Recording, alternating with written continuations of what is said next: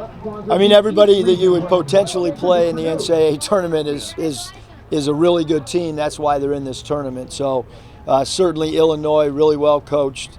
Some guys that we've played before, like Terrence Shannon, who was at Texas Tech, and obviously Matthew Mayer, who played at Baylor. They got some really good transfers, and it's an excellent shot blocking team. But anybody out of the Big Ten that qualifies for the NCAA tournament's a really good team. How do you feel about Des Moines after getting sent to Buffalo last year? I mean, obviously Des Moines is close for our fan base. Probably would have been the closest site that our fans could have. I've been there before. I mean, it's really about being in your hotel room and playing in an environment that should be a sold out building, and close enough for both fan bases to make their way to Des Moines. Eric, what do you remember about Terrence Shannon? What do you like about his game? Yeah, I mean, Terrence Shannon, he's just so versatile. He's lefty, can score at many different levels. He's one of the best athletes in college basketball. He can attack the rim. He can beat people off the bounce. Excellent transition player. Has had a really, really good year for them.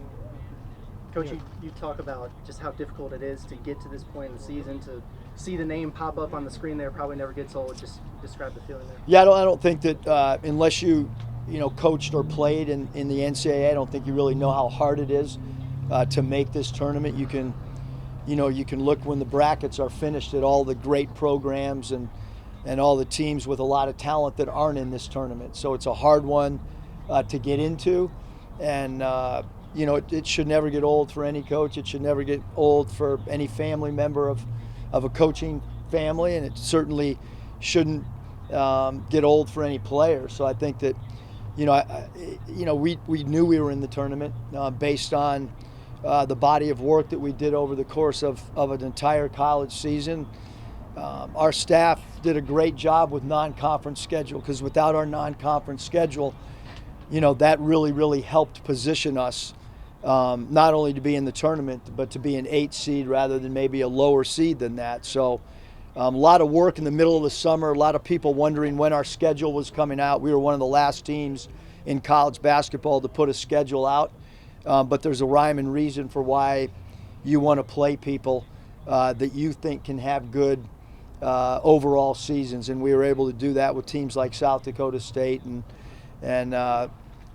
Bradley and some teams like that, Fordham that had great seasons, UNC Asheville that won their league. So a lot of work goes into making a tournament. It's not just from November till today. It's a lot of stuff that happens in the summer too.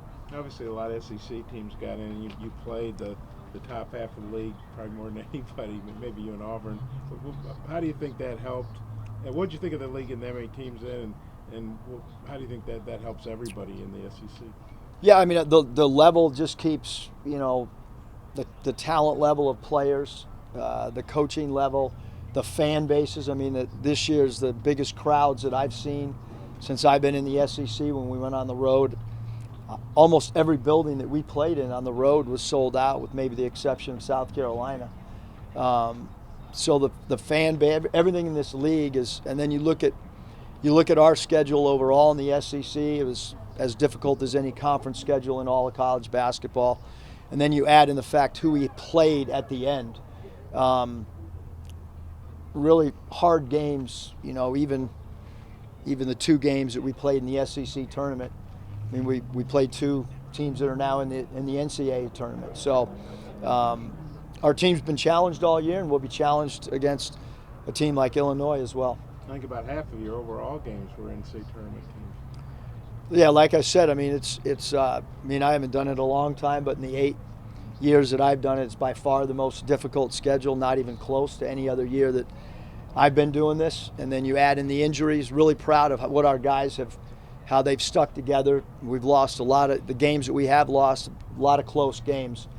There has not been many games where we've been out of games, and over the course of 30 games, every team in the country almost has 1 or 2 games where you don't play very well and there's double-digit margins. We had a few this year as well, but for the most part, you look at the 30-game body of work, we were in every single game we played almost.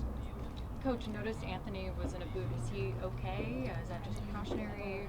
Yeah, I mean, he's in a boot, and he'll get rehab today, and that'll be between him and the trainer. You feel good he'll be ready to play? Yeah, I hope so. Do you have any thoughts on Brad Underwood? Do you have any kind of past with him thoughts? No real past other than just kind of watching his teams and understanding that his teams play with toughness. The Big Ten is a very, very physical league. A lot of close games, obviously, in the Big Ten, and so they've been tested throughout the course of the season as well. But we'll leave here right now and start our breakdown with our coaching staff on their style and what they do offensively, defensively, what they do with special teams, onside out of bounds, baseline out of bounds, and then we'll try to start formulating a game plan tonight. You talked the other night about how that loss really stung, and you really weren't going to start thinking about the NCAA tournament. You found out who you were playing, where you're going, but I would think it's just, hey, this thing is gone now, and you're looking forward. Kind of, what's your attitude? What do you think the team's attitude is? Yeah, I mean, right now it's the only thing we're worried about is Illinois, and we've talked about our schedule. We've talked about hey, the goal was to make the NCAA tournament, try to get as good a seed as we possibly could. Through the 30 games, we're in an 8-9 game, and now we got to just get ready for Illinois. You feel like that's a fair seed? That's what everybody seemed to project you. Yeah, I think that as we've talked, I mean, Coach Ruda and I and most of the staff were in the office all morning. Illinois was a team that we felt, there was two teams, Illinois being one team and another team that we felt we could possibly play. We felt, best case scenario if the injuries and everything were talked about and discussed in all the close games, we felt best case would probably be a 7 and worst case would probably be a 9. So I think that the 8 seed is very fair, and that's what we played our way into. And so now you got to go try to win an 8-9 game. Who was the other team you played? It's not worth saying. You want to say?